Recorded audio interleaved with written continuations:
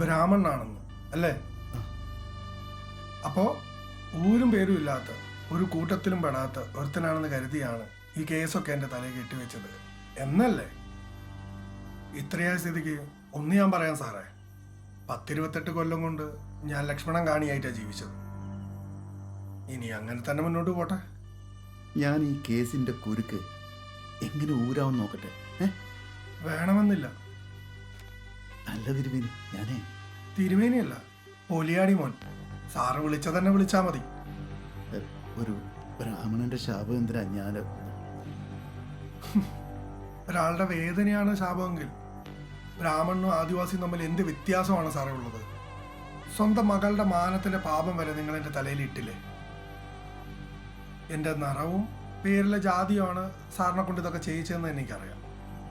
Sir എന്നെ കോടതിയിൽ ഹാജരാക്കിയോ സാറേ? എന്താ വേണ്ടതെന്ന് എനിക്കറിയാം. അത് പ്രശ്നമാവും. ആർക്ക്?